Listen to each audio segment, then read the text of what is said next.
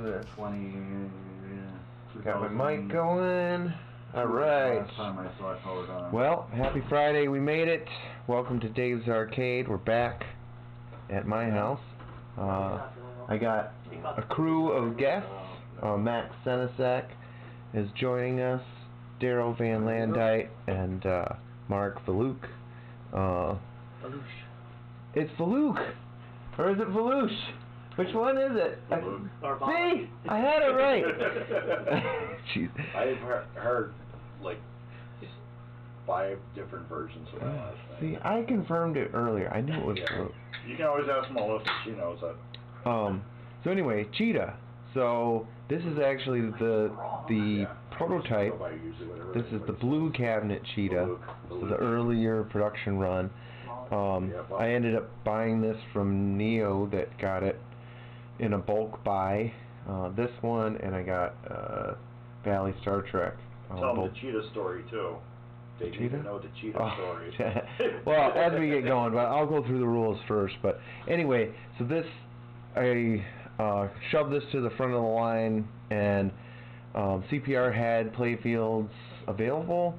They did not have the prototype version, which is really not that big a deal.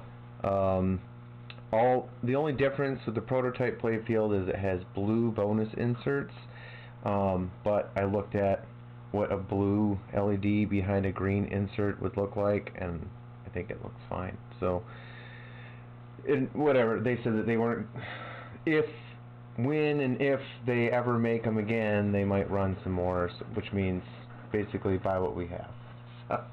They weren't going to do it. Anyway, did a whole playfield swap on it. The only major issue that I had is I had to move the shooter lane over a bit because it wasn't centered. But otherwise went smooth. And anyway,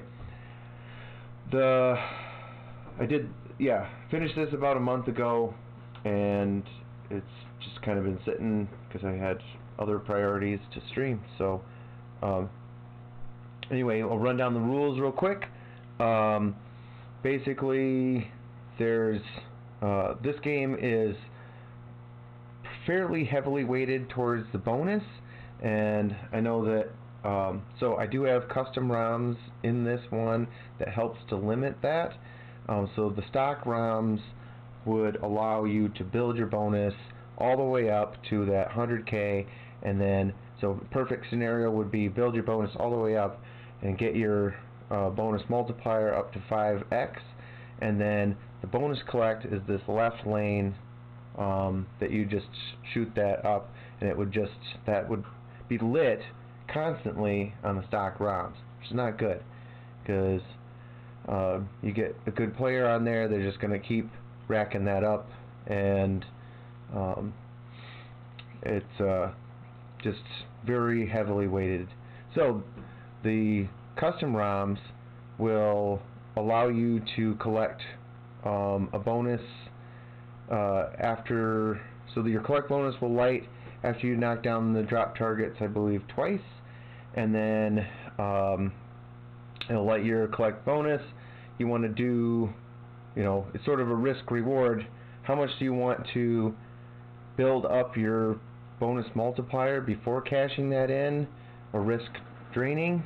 And then once you do collect it, I think it makes you hit down the drop bank another time in order to light it again.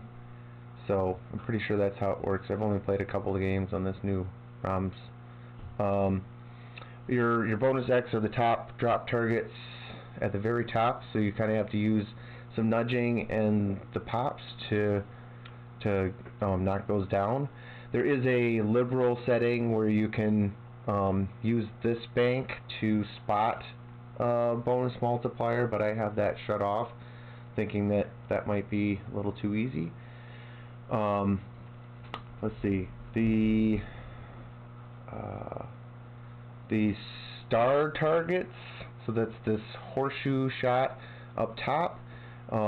Pretty unique feature. You have to time the 3 different stars, so you want to get like all blue in a row, all yellow, red, or amber, and what that's going to do is like blue will light this spinner over here for 3,000 a spin. Yellow lights the other one.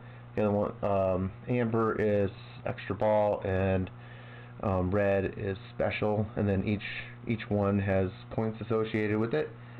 What else? I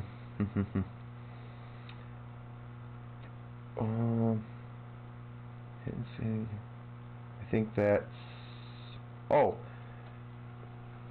scores the lit value. So I think,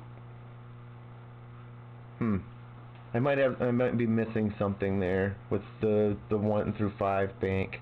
That might be to collect that point value, because it says all targets down scores the lit value. So this lit value, so that'd be the, if you have it blue it's 20,000, if it's yellow it's 30. We'll have to see. And you can also spot those numbers by going through the return lanes, and this this kick out on the right will spot. I think that's it. No multi-ball. There's no multi-ball, single ball game. Alright, let's do this. Brooklyn Pin, what's going on? What's up, Brooklyn Pin? Put it here. Let me know if I need to turn up the game volume. It might be a little low. Well, we'll see when we get going here. I guess the skill shot would be trying to get some of those drop targets up top. So right now I just got to 3x.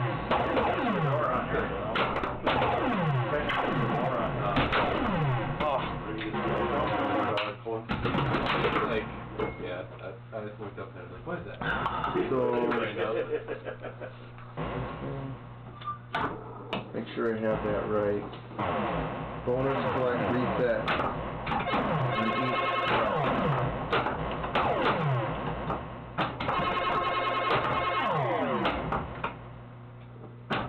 Yeah, I said that right.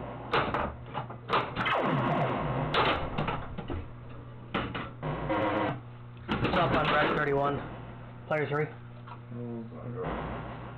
Okay. Yeah, that was the main thing, was the 1 through 5 drop target. That's what the custom ROMs do.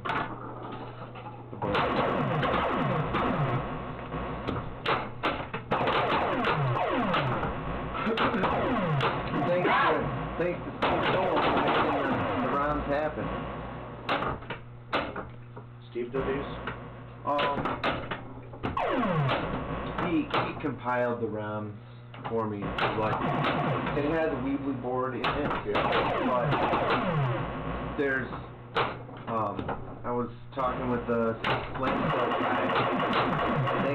They had, basically a version of this. So there's a prototype ROM, and then there's the production ROM. The prototype and the production have two completely different sound packages. The prototype sound is much better. But there's a few features on production that, rules-wise, are better. So they sort of took the two and combined them, and then really the only custom thing is like limiting that bonus select. The shot right there. What's going on out lane? Out lane says hi. What's up, Lane? Hello.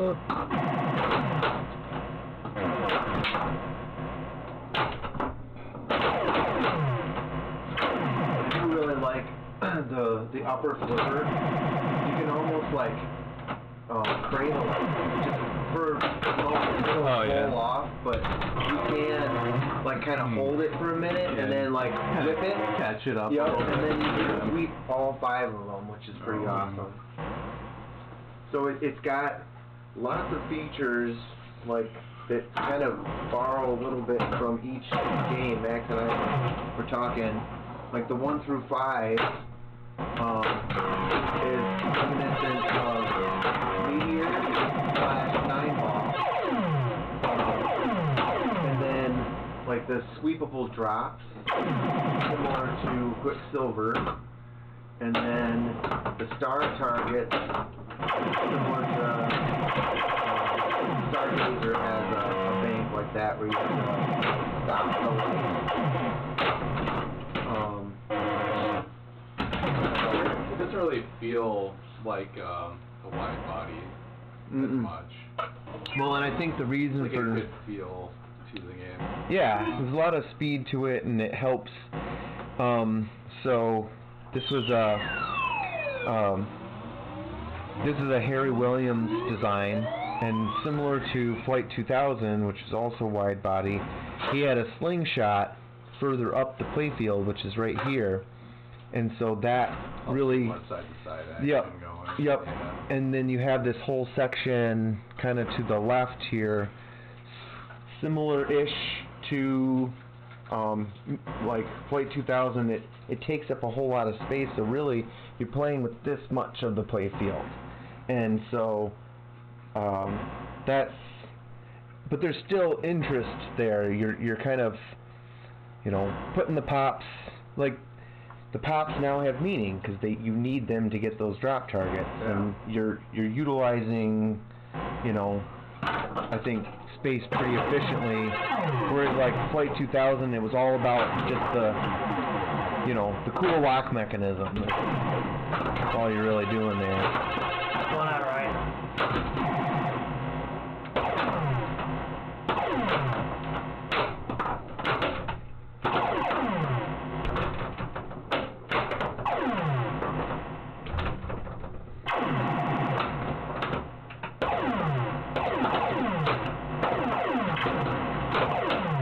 And this is the best Stern Electronics game ever made. I was just saying, I think, well, it might be because it's new, but at least new to me. I think it's right up there for sure.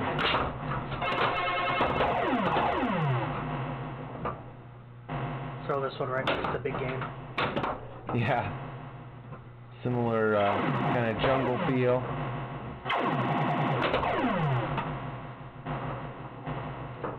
They just have cool sounds.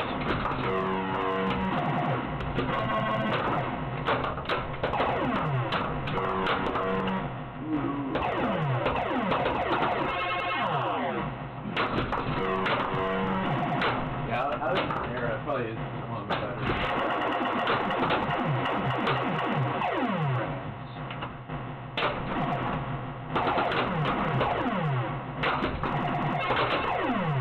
They should make this their next golf game. Right? They'd have to put a license on it. Do you like girls that wear cheetah prints? Right? Depends if it's in public. Alright, let's do something. They gotta put Elvira on there. It's the Taylor Swift game that they're coming out with. Yeah. Gonna put Taylor Swift on the back. Swift multi-ball. Yeah.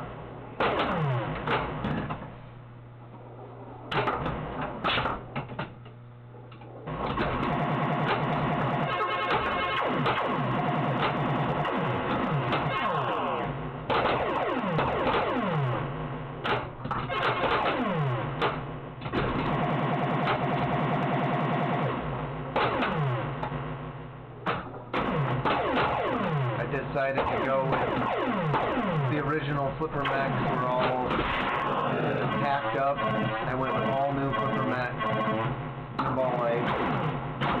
By the time you buy all the stuff and like try to fix what am I saving? I'd rather get a whole new base. They like fresh. Well, yeah, they like screwed the coil staff into the playfield, so like the threads are going to be messed up. And then I bought all new pop-up from them too. Yeah. That significantly cut down on what I needed to clean or fix. And it's about drop target. Yeah.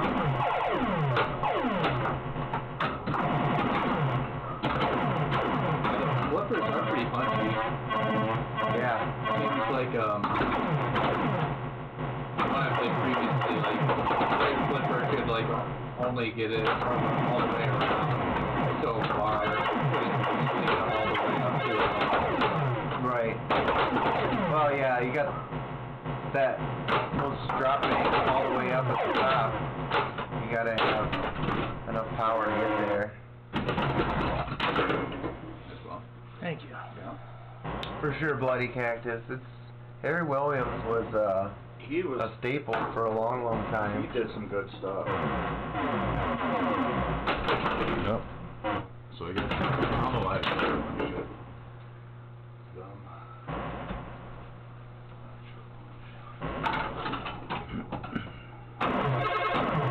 One socket up top.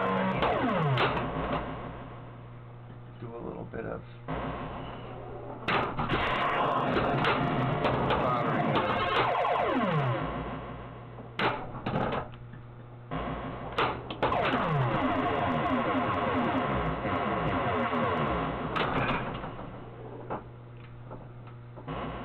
Mark, I learned, at least Star Trek taught me that taking shortcuts doesn't pay. No. No. Because, so, I'll explain what I mean by that. That whole back glass thing, right? So I had a flaky back glass. And I could get this translate for like let's say it's $150. Yep. Get the translate, so like I figured, oh, the back glass is flaking so bad, I'll just scrape the rest of that off, put this on there, but it was a whole heck of a lot of work. Yep. Believe it or not, the stuff that is stuck on there is really stuck on there. Like not even acetone or nothing, Yeah. paint thinner, nothing was taking it off. And like, so if I would have put more money into it, I would have had to get a custom sheet of glass cut, which would have been probably $100-some. Yeah. At that point, I should have just bought the brand new reproduction glass. Yep. So in that very real circumstance, it did not make sense to half-ass it. It looks nice, but that and like repainting the cabinet, I did all that by hand. Like how much time that took versus I could have just gotten the stencil and repainted everything. Yeah, I got a really nice single player Williams back glass. And when I bought a space layout, the guy had glass was kind of shitty.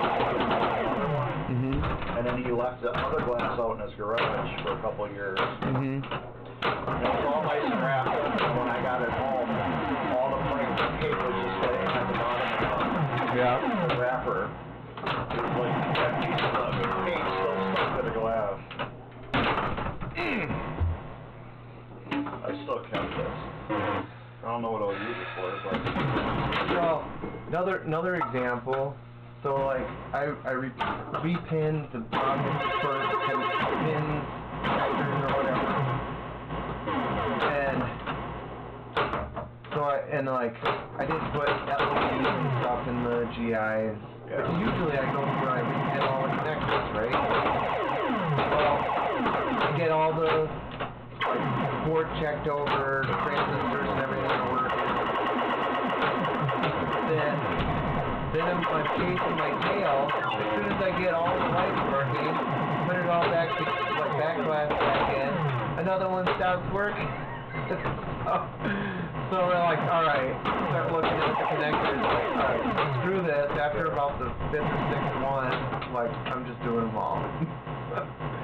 Do all the rectifier board. Usually I always replace that. This one was working. Yeah. However, the bridge 1 was weak because like all the control lamps were dim. So I had to pull the board off there anyway. So if I would have not half-assed it, I could have pulled half of the top of the board off, put a brand new one, and they'd have been done with it. So there you go. That's the moral of the story. Don't half-ass. Full ass. Full ass. Like I'm saying with the All the rectifiers, ass. they're just so cheap on Right. Right. usually kids spend an hour putting it together and Yeah, you're not saving. put some tunes on it and start something. Well, because even if the things are working, because you're not doing that preventative stuff, Yeah. things will inevitably come up later. And so in the scenario of someone paying a technician to do said work will only fix what's broken, like then another thing is going to come up broken later, and you're paying them to come out and fix it. That's why I don't like doing repairs. Right, that's right. Take your game to Mark, have them go through the whole thing. Then when anything does come up, it'll be minor.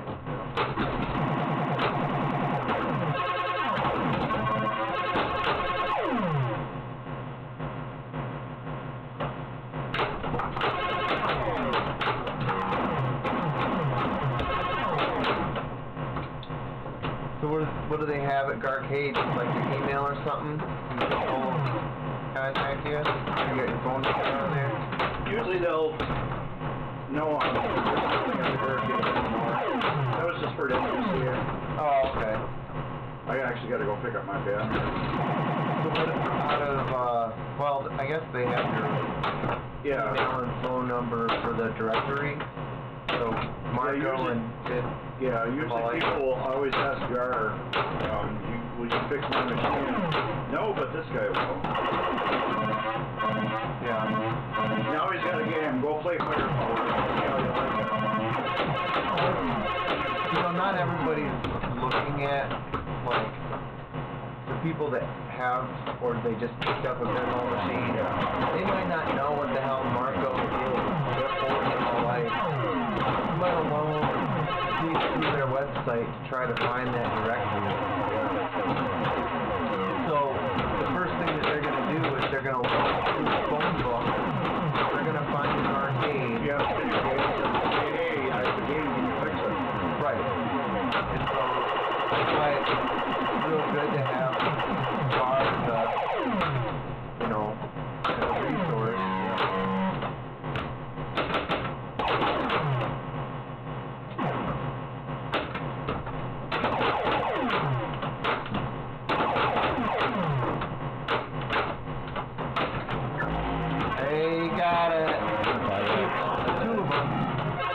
Now they're lighted again, it should be hitting the rest of the 1 through 5. Screw it up.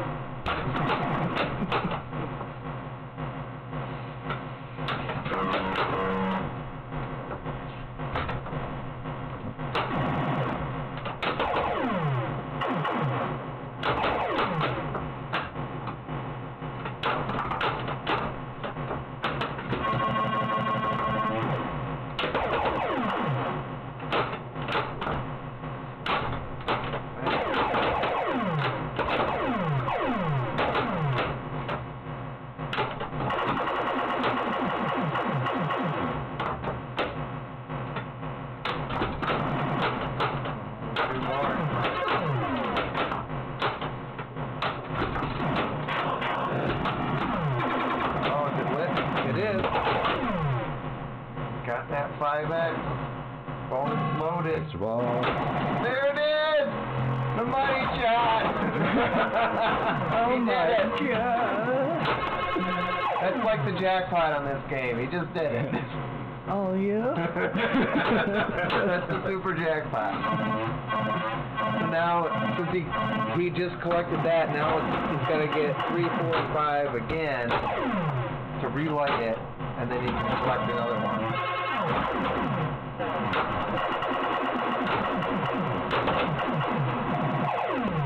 But it doesn't, I think you lose all of it, only for the one ball.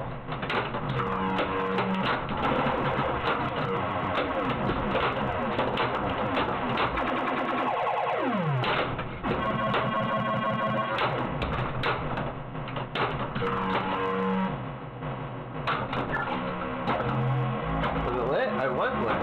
Nice.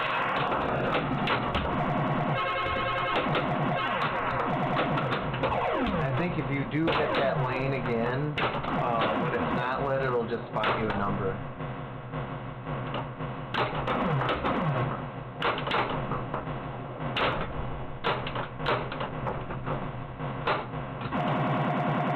That should have fired one too.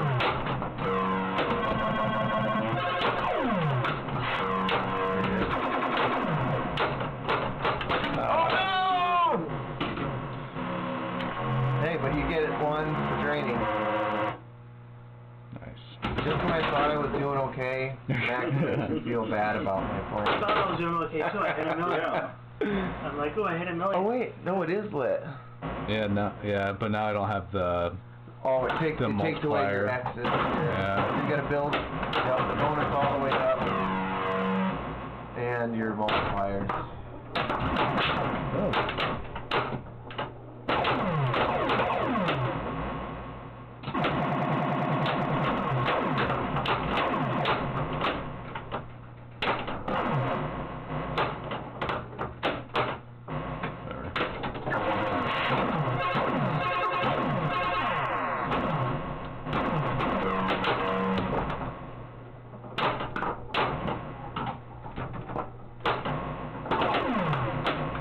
So are they going to play bunco or are they just saying, There's like